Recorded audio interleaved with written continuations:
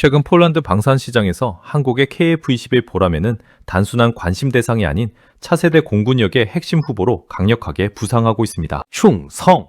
글로벌 국방 이슈의 뻥수입니다. 특히 2026년 1월 현재 KF-21은 모든 비행시험을 성공적으로 마치고 양산체제에 돌입하며 그 신뢰성을 입증했습니다. 폴란드 밀떡들의 12가지 주요 시각과 상세 배경, 그리고 생생한 현지 반응 5가지를 정리해드립니다. 폴란드 밀떡들이 KF-21을 바라보는 주요 시각과 상세 배경 12가지. 그럼 시작할까요? 첫 번째, F-16을 대체할 완벽한 카드. 폴란드의 F-16 CD블록 52는 도입 당시 야스트롬, 메에라 불리며 동유럽 최강으로 군림했습니다. 하지만 이제는 러시아의 최신 방공망과 수호이 35 같은 기체에 대응하기 위해 현대화가 절실합니다. KF-21은 F-16과 운영 개념이 비슷하면서도 최신 A사 레이더와 쌍발 엔진을 갖췄습니다. 특히 단발 엔진인 F-16보다 쌍발인 KF-21이 엔진 하나가 피격되거나 고장나도 생존할 확률이 높다는 점을 동부전선의 혹독한 환경에서 큰 강점으로 봅니다. 현지 반응입니다. F-16은 훌륭했지만 이제는 보라매에게 자리를 물려줄 때가 됐다. 단발 엔진인 F-16보다 쌍발인 KF-21이 발틱해 위를 비행할 때 훨씬 안심될 거야. 조종석 인터페이스가 최신이라 우리 F-16 조종사들이 금방 적응할걸? 미국이 F-16V를 주는 속도보다 한국이 KF-21을 만드는 속도가 더 빠를걸? F-16의 기동성에 최신 레이더를 더한 느낌이라 기대가 커. 두 번째, 러시아에 대항하는 동부전선의 방패. 폴란드는 지리적으로 러시아의 칼리닝그라드 및 벨라루스와 접해 있어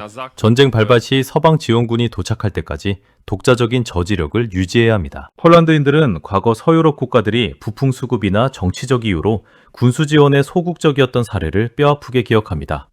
반면 한국은 빠른 답기, 패스트 딜리버리와 적극적인 창정비 지원을 입증했습니다. 이들에게 KF-21은 언제든 출격 가능한 진짜 전력입니다. 현지 반응입니다. 러시아는 기다려주지 않아. 한국의 미친 듯한 생산 속도가 우리에겐 절실. 독일이나 프랑스 무기는 정치적 이유로 공급이 끊길 수 있지만 한국은 그럴 걱정이 적다. 서방의 기술과 한국의 생산력이 만나면 러시아 공군은 끝장이야. 우리 국경에 당장 배치할 수 있는 가장 현대적인 전투기는 이것뿐이다. 푸틴이 가장 두려워할 시나리오는 폴란드 하늘이 한국산 기체로 덮이는 것. 세 번째, 유럽제 유로파이터.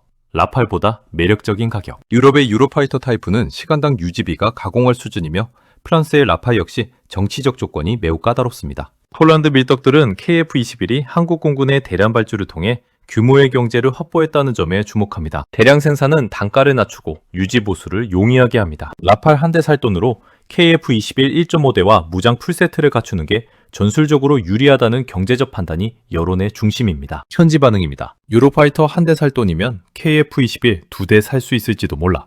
라팔은 너무 비싸고 프랑스의 고집을 견디기 힘들어. 한국은 비즈니스 매너가 좋아. 성능 대비 가격, 프라이스 퍼포먼스 면에서 KF-21을 이길 기체는 전 세계에 없다. 우리 세금이 낭비되지 않으려면 유럽제보다는 한국산을 선택해야 한다. 유지비가 저렴해야 조종사들이 비행 훈련을 더 많이 할 수 있다고. 네 번째, 진화하는 기체. 블록 3에 대한 기대. KF-21은 단계별 개발 방식을 채택했습니다. 블록 1에서 검증을 마친 뒤 블록 3에서는 내부 무장창을 갖춘 완전한 5세대 스텔스기로 진화합니다. 폴란드 밀떡들은 이 성장형 플랫폼에 열광합니다. 처음부터 비싼 스텔스기를 도입하는 부담을 줄이면서도 추후 기술 확보 시 폴란드 국산 기술을 업그레이드 사업에 반영할 수 있는 확장성을 가졌기 때문입니다. 현지 반응입니다. 지금은 세미 스텔스지만 블록 3가 되면 F-35와 어깨를 나란히 할 거야. 설계 단계부터 내부 무장창 자리를 비워뒀다는 게 한국인들의 치밀함이지. 나중에 우리 손으로 스텔스 개조를 할 수 있다면 얼마나 멋질까. 처음부터 스텔스 형상으로 설계된 건 신의 한 수였다. 미래 확장성을 생각하면 KF-21 외엔 대안이 없다. 잠시 쉬어갈까요?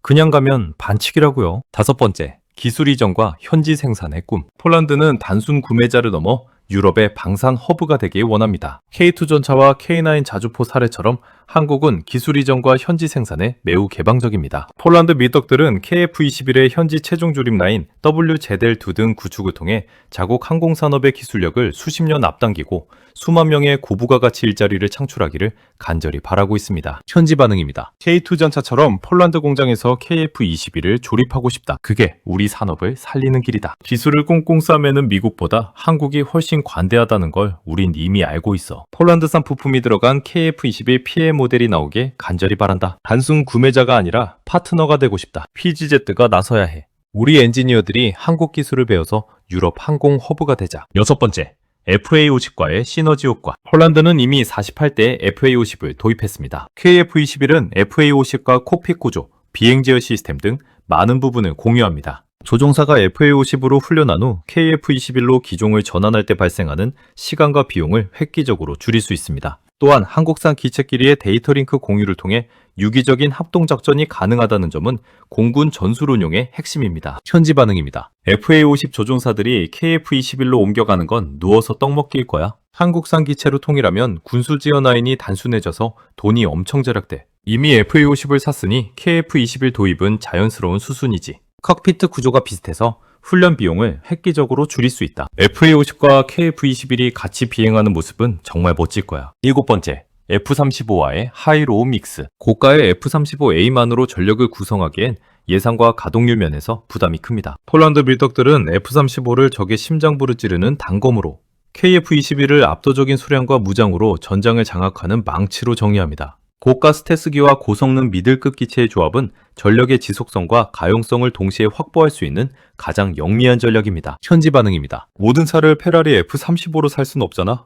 튼튼한 SUV KF-21도 필요해. F-35의 부족한 숫자를 KF-21이 채워주면 공군 전력이 빈틈 없어질 거야. 스텔스 임무는 미국 제로, 일반 작전은 한국 제로. 이게 가장 영리한 선택이지. 미국산 하위급 무기와 한국산 미들급 무기의 조합은 현재 최강의 트렌드다. F-35가 문을 열면 KF-21이 들어가서 청소하는 시나리오가 딱이야. 8번째, 독자적인 무장 운용 능력. 미국제 전투기는 소프트웨어 소스코드 문제로 미사일 통합에 미국의 승인이 필수적입니다. 반면 KF-21은 한국이 코드를 소유하고 있어 폴란드가 원하는 영국제 미티어 미사일이나 자국산 무기를 통합하는데 훨씬 유연합니다. 이는 폴란드가 안보 정책에서 타국에 의존하지 않는 국방 주권을 행사하는데 매우 중요한 요소입니다. 현지 반응입니다. 우리가 원하는 미사일을 마음대로 달 수 있다는 게 얼마나 큰 자유인지 몰라? 영국산 미티어 미사일을 단 KF-21은 러시아기들에게 저승사자가 될걸? 미국의 승인만 기다리다가 기회를 놓치는 일은 이제 없을 거야. 한국은 우리 요구사항을 잘 들어줄 거야. 유럽제 무장도 통합해주겠지?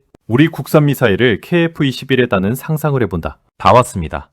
조금 힘내주시고 어깨를 한번 돌려주세요. 9번째, 검증된 K방산의 신뢰도. 유럽 국가들 간의 전투기 프로젝트 FKS 등은 수년째 정치적 갈등으로 지체되고 있습니다. 반면 한국은 2015년 사업 착수 이후 불과 몇 년 만에 시제기를 성공적으로 비행시켰습니다. 이러한 불도저 같은 추진력과 약속 이행 능력은 폴란드인들에게 한국은 약속한 날짜에 반드시 물건을 가져다 놓는다는 강력한 믿음을 심어주었습니다. 현지 반응입니다. 유럽 놈들은 10년째 토론만 하는데 그 사이에 한국은 시제기를 6대나 띄웠어. 한국산 무기를 사서 후회한 적이 없으니 KF-22도 믿고 간다. 다른 나라들은 말만 번지르르한데 한국은 결과물로 보여준다. K무기 시리즈는 이제 믿고 쓰는 브랜드가 됐다. K방산은 이제 전 세계 밀떡들의 표준이 되고 있다. 10번째, 인도네시아의 빈자리를 우리가. 인도네시아의 분담금 미납과 기술 유출 논란은 폴란드 커뮤니티에서 연일 화제입니다. 폴란드 밀떡들은 이를 하늘이 준 기회로 보고 돈도 안 내는 파트너 대신 확실히 결제할 폴란드가